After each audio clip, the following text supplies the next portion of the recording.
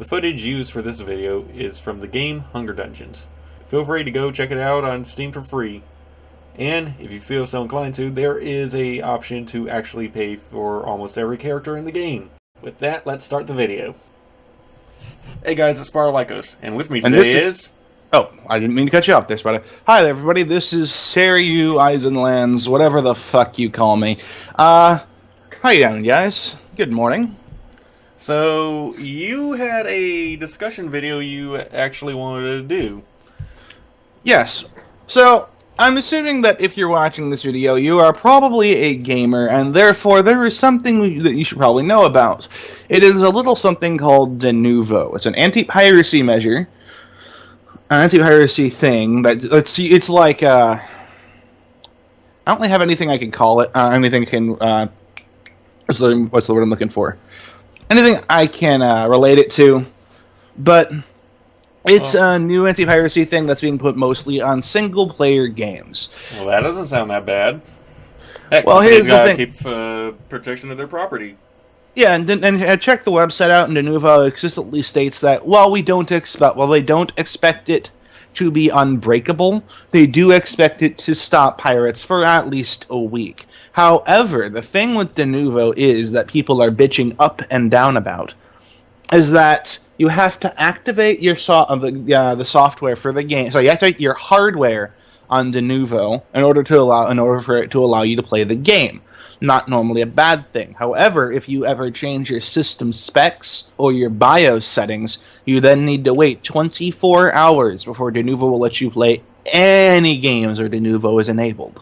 Okay, can you actually dumb that down for those of us who might not know all the tech speak?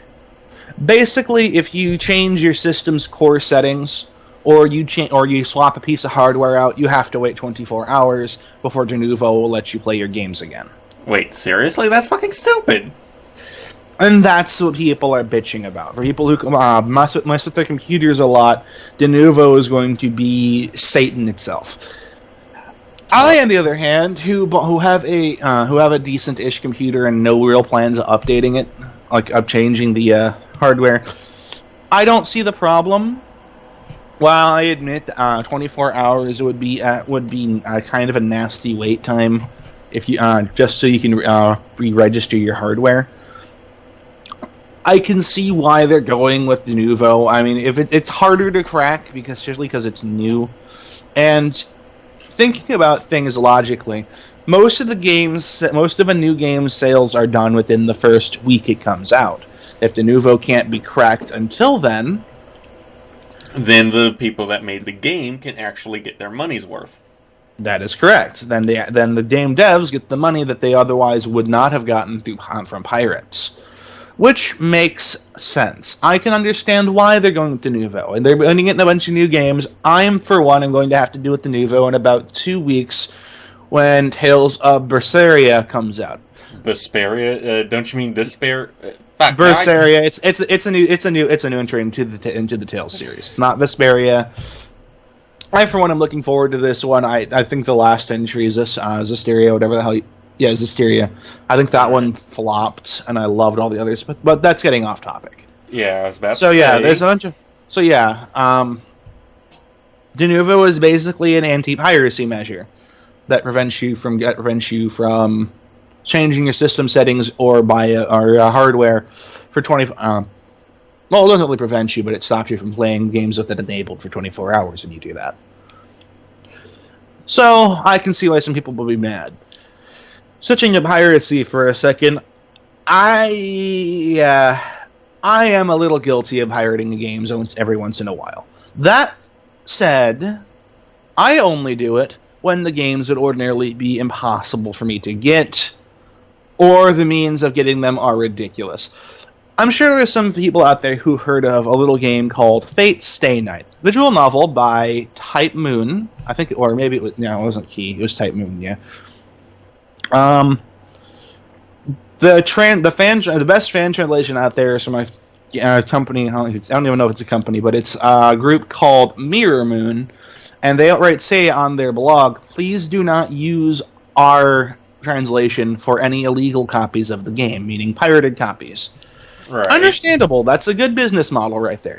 They don't want their stuff to be used on downloaded copies. Right. But then they go and say, here's how you can get the game. If you go to DL Site, which is a website explicitly for downloading Japanese games and getting Japanese stuff, you can it'll be hard to do it, but you can probably they outright say, find a copy of the game. I looked, and I could only find a copy for $200+. So Holy basically, shit, that's a lot of money. it is a very popular game. It is a very popular visual novel, though.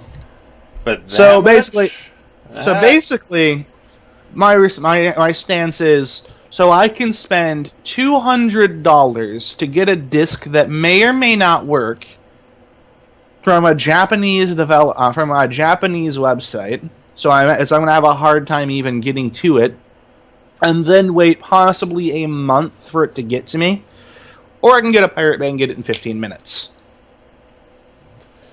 Yeah, I mean, the company that priced it for that much. It's really? more like Japanese Amazon, I want to say. Maybe I could be wrong. I don't really know how DL Site operates. The problem is, since it's so popular and since it's a kind of old now, it's simply not. I don't think it's in production anymore. Well, still, $200, that's way too expensive for a game. Yeah, don't get me wrong. I have played Fate Stay Night, and it is it has an amazing story. But you see the point I'm making with the piracy bit, yeah? Like $200 plus months of waiting, plus dubious moon runes versus 15 minutes on Pirate Bay. Well, in that case, I'd like to say putting it at the $200 price range is kind of saying, hey, pirate my game. Well, again, it's because this is an older game, and it's in high demand. Like, people love this game if you've played it if you've heard of it. Right. Moving away from piracy a little bit. Speaking of visual novels, Steam now does a bunch of visual novels, including one of my favorites. But my complaint with the Steam visual novels is, well, I don't mind that you'd be paying for them. Keep in mind, I am an adult. And you won't, if it originally came with adult content, you won't adult content. Well, you just cut right to the heart of the issue. But basically, yes. The Steam versions of the visual novels, again, well, you hinted at it very easily, dude. Well, wide open. I did. But let's look at my favorite one. G-Sen and Jono Mao. Basically, the devil on G-string. Not the devil in a G-string, which is what I first thought, which would be a much different game. But the devil on G-string. It's a kind of a cat and mouse detective-ish thing.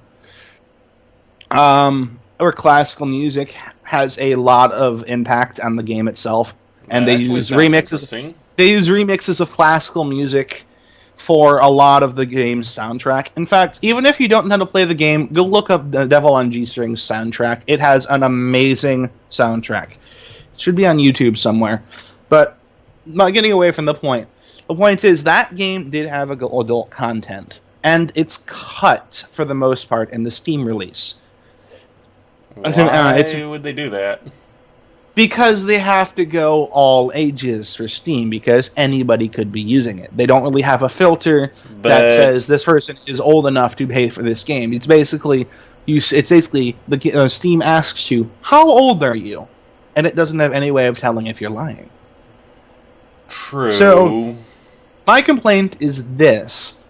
I could get one of my favorite games with a much better translation than the fan translation that I had, but I'd have to deal with all the adult content cut, and I'd have to be paying for it. I'm paying for a copy of the game that doesn't have some of the stuff I want in it. Well, it's not like it's even DLC, it's just simply that shit isn't there. Well, if you wanted that stuff, why not try finding a different site that would actually sell the game? Well, there's the thing. I could probably get a disc or something from DL site. Then I'm still paying for it, and then I still have my issue that I use a fan translation, and then I have to wait months for the game, and I'm probably paying more because I'm getting the disc straight from a different country. Ah. Or I can go to Pirate Bay and get it in 15 minutes. Well, with Trump as the president, all the import taxes are going to go way high up. Let's steer away from politics, yeah. He is the president, and therefore we can't really talk shit about him. Yes, we can. Free speech. No, we can't. God Emperor Dictator Trump. That's funny. That's cute. Yeah.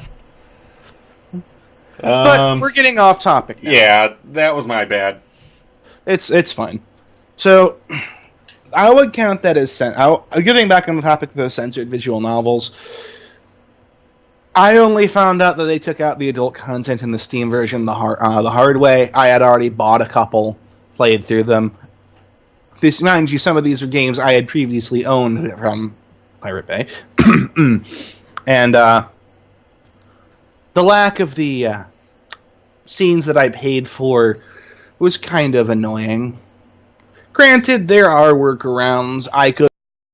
Which is what I hear is a workaround on some shit. Right. So you might want to cut that. Just bleep it out, saying sorry, we can't tell you this. Yeah.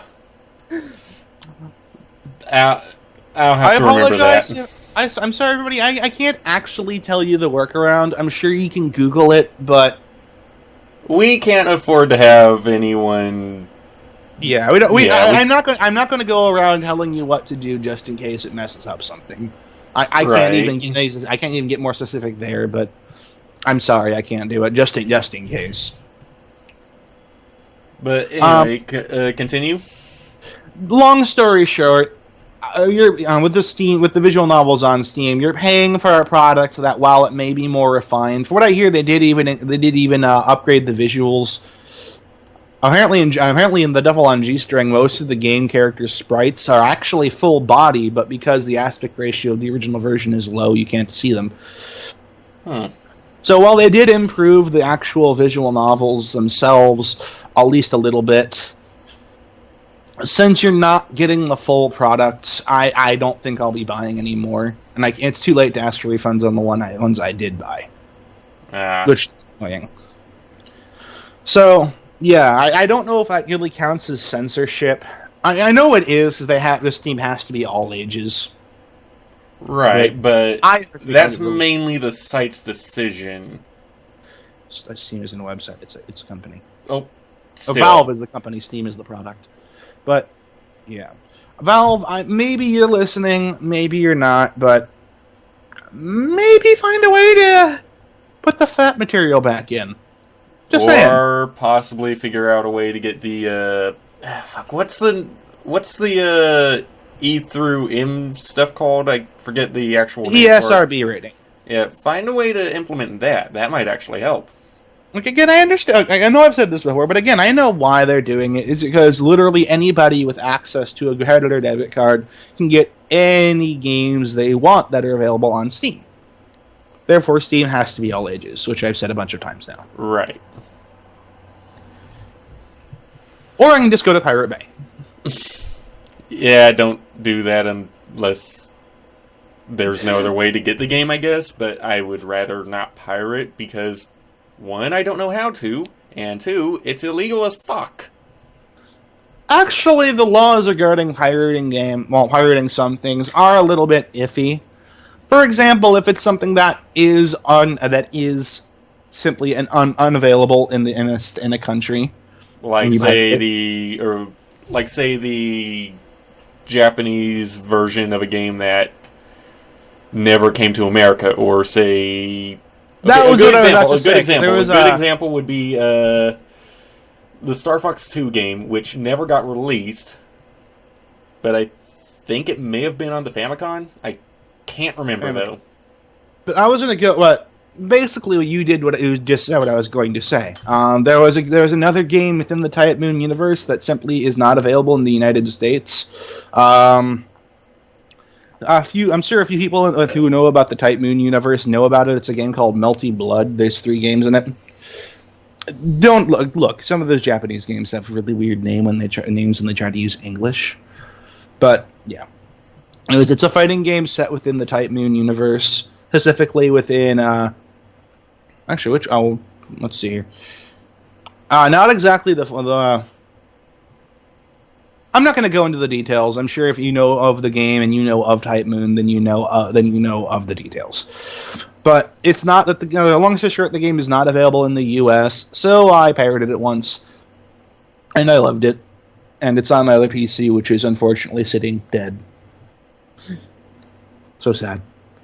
Here, let me play a small little violin, the world's tiniest violin for that PC. Yeah, because now I have big hulking gaming PC, and it was a laptop I had before. But we're getting off topic again. Anyways, yeah, we need to stop doing that. Anyways, not available in the US. There was a partial fan translation, and I loved the hell out of the game.